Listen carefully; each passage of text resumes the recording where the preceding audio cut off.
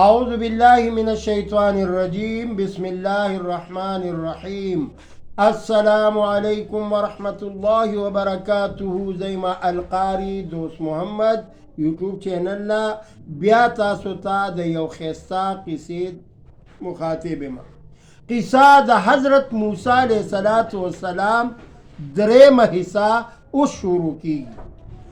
پرون واقعا دې پورې راغلی وه چې کله موسی علیه السلام د 3 کالو شو نو فرعون علیه اللعنت په غېږ کې واغستلو بهر یې راویستلو. په بهر رایستو کې فرعون علیه اللعنت د دې ګیرې نه نیولی و، داسې چیکونه یې وله ورکړي وو چې ډېر زیات یې غریب ګډوډ کړی و. او یو روایت کی راځي چې موسی علیه السلام د 3 کالو دی لیکن سپېړې مله ورکړې وای. دا واقعه ما پرون د دې ځای پورې بیان کړې وای. بیا چې موسی علیه السلام لږ شانتې وی د 3 غالبا کالو ته ورسېدلو، 8 کالو ته ورسېدلو. نو دغه وخت کې موسی علیه السلام بیا فرعون اواز وکړ ویل لاړ شئ او ښه مزېدار د بازار نه مزېدار چرګ راوړئ. فرعون په حکم باندې چرګ راغی. آغا چرګ لګیا د خپلې خبرې کوي، لیکن موسی علیه السلام ورته فرمایي وی دې چرګ دا خبره وکړله چې زما د رب العالمین بړایې بیان کړل او صفت بیان کړو، وحدانیت بیان کړو. فرعون ورته وی څنګه بیان کړ؟ موسی علیه السلام ورته فرمایي فرعون ګوره ویل په فصیح لسان سرای په صفا الفاظو باندې بیا هغه رنګې تسبیحات د رب العالمین بیان کړ. چرګ چې بیا دوباره هغه رنګ بړی بیان کړله. فرعون د ډېر قهر نه د ډېر غصې نه هغه چرګ حلال لیکن د رب ذوالجلال کارونو ته ګوره. فرعون خو چرګ حلال کو، لیکن الله پاک فرمایی بیا به درله زه زندګي در کومای. چرګ په هغه ټیم باندې رب العالمین پکې سام واچول او والوتلو. کله چې فرعون دا حیرانتیا یې وکړله چې دا مرغۍ څنګه الفاظ او څنګه تسبیحات ویل او والوتای.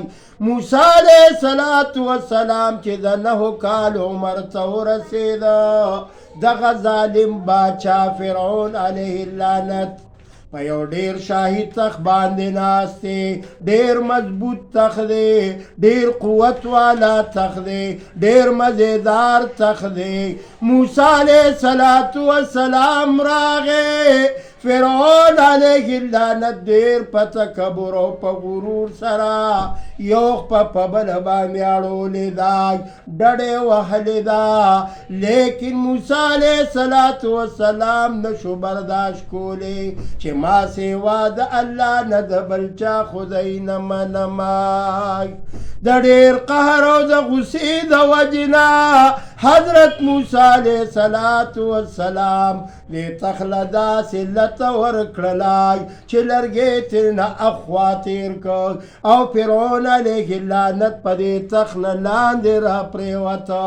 پوزې نه وینې روانې دي. ډېر زیات په قهر شو، ډېر زیات غوسه شولو. ورځونه یو ورځ ده موسی علیه السلام راغې د دریاب خوا کې ولاړ دی، د رب العالمین ته ولاړ دی. د رب العالمین تسبیحات بیانوي، د رب العالمین بړی بیانوي. ولې به بیانوي نه؟ د رب العالمین محبوب پیغمبر دی. اودس چارندام یې وکړو، د اودس چارندام نه بعد په مانځه باندې ودرېدلو. موسی علیہ السلام د رب العالمین عبادت کوي سګوري چې د فرعون یو بل ملګری را روان دی او داغه چې وکته چې موسی علیہ السلام کله رکوع تخکته کیږي کله سجدي تخکته کیږي د خمول چرته نو لیدلې نو دې ډیر زیات حیران شو راغې چې وې کته موسی علیہ السلام کې ير نشتا ویل دا تسکه کله کته کیږي سجدي تا او کله رکوع تخکته کیږي دا دې س شروع کړی دي موسی علیہ السلام وت فرمایي زدا یو رب العالمین عبادت کوما دا آغا رب عبادت کوما چې تمام جهان پیدا کړي دي موسی علیہ السلام چې دا خبر وکړلای دغه فرعون والا کس لاړ خپل شاهي دربار د فرعون شاهي دربار فرعون تیم حلویلو فرعون په منډه منډه راغې چې زه په خپلو سترګو باندې وینمای چې دا موسی علیہ السلام د چا عبادت کوي انا ربکم الاعلی د ټولو نه لوی خدای خزیما ونعوذ بالله د ټولو نه لوی رب زیما موسی علیہ السلام د بل چا عبادت کوي موسی علیہ السلام ام اگر مامور سره لګیا دی د رب العالمین ثنا بړی بیانوي اما غرنګ سیدې ته لاړ یره پکې نشتا مونځې نه تیزولو مونځې نه مختصر کولو چې فرعون وکته نو ډیر زیات په غوسه کې شو ډیر زیات په قهر شو ولې چې د موسی علیہ السلام پلار ام د فرعون سره په یو دربار کې ناست دی حضرت موسی علیہ السلام بیا چې روانګي کوي کمزې ته رواني کوي موسی علیہ السلام یو شهر ته ځي یو ښار ته ځي سفر کوي موسی علیہ السلام سفر دوران کی یو قطبی و روان دی او هغه ګډې وډې و یو د بل سره په جګړه دی موسی علیہ السلام ډېر جلالي پیغمبر و هغه د خلایې خلاصې کولو یا ول ډېر زیات غوسه ورغله یو څپېړې تېنه تېره کړله لیکن د موسی علیہ السلام خدا خیالم نه دی چې زه به ورله څپېړه ورکومه څپېړه چې تېنه وویستله د یوې څپېړې سره هغې د یو څپېړې سره هغه قطب مردار شو قتل یې کړلو موسی علیہ السلام څه ساعت پس بیا لګیا دی د رب العالمین نه معافي غواړي چې پروردګار عالمای په دې باندې خو ما مه رانیسای زه په ځان پوه شوی نه یم او قطبي له مې څپېړه ورکړې ده چې کم وخت کې قبطي چې کم وخت کې قتل کړو نو موسی علیہ السلام له خیال راغې د الله طرف ته فوراً توجه وکړله رب العالمین ګناهونه معاف کوي خو دا ګورې ګناه نه وه دا موسی علیہ السلام جلالی پیغمبر او دغه قبطي چې دی نو دا غیر مسلم نو موسی علیہ السلام برداشت نشو کولی نو موسی علیہ السلام په لاره باندې تېرېده نو چې ویې کته بل یو دوه کسان لګیا دي فرعونیان خپلو کې لاندې وتي دي موسی علیہ السلام ویل چې اوهو مخکې مې یو څپېړه لګاو کړی او هغه مې بیا قتل کړی شو زما د لاس نه نو اوس دې ته څه نه ویمه هغه دوو کسانو کې چې موسی علیہ السلام چې کم کسان په جګړه ولیدی یو پکې دغه کس دی چې موسی علیہ السلام یې کتلی و چې یو څپېړه اسرائیلي والی او قتل کړی و نو موسی علیہ السلام بیا یو ښار ته مدین ته روان شو وی کته یو ډېرې حسینې نوجوانې جنکۍ ولاړې دي. موسی علیه السلام هم را روان دی. دغه زنانای دې کوهي خواته راله چې ویې کته نو په دې کوهي باندې یو سر پروت دی چې د کاڼي سر دی، ډېر زیات دروند دی، وزن والا دی. دا جنکۍ یې نشي اوچتولی، حتی چې 10 کسان هم نشي اوچتولی. دغه زنانه ولاړې دي. موسی علیه السلام چې راغی ویل څنګه راغلي؟ ورته وایي ای نوجوانای مونږه اوبو له راغلي یو، د دې ځای نه اوبه وړو، څاروي پې اوبه کوو، څکلو دپارې وړو، لیکن مونږ سره که مدد کولی شي نو ویې کا. موسی علیه السلام داخله سره وړاندې کړلو هغه کوهي باندې چې کم سر پروت دی، په یو لاس باندې په اسانۍ سره اوچت کړ او هغه ځای کې کېښودلو. نور کله به د زنانو ته ډېر زیات تکلیف و، په څو کسانو به دا بوقه راایستله.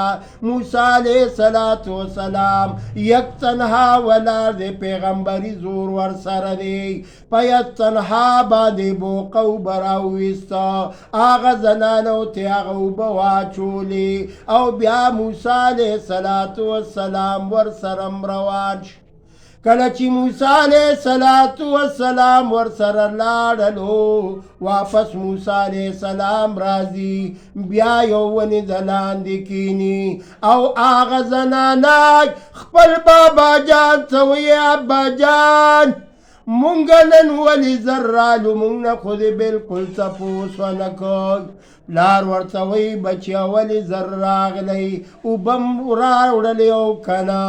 ابا جان اوبه م ځکه راوړلې، یو ډېر حسین نوجوان، ډېر دینداره نوجوان رب العالمین مونږ له مخې له راغې، مونږ سره مدد وکړلو. ابا جان ورته وایي لاړې شئ او هغه نوجوان ته ووایئ چې زما بابا جانم غواړي.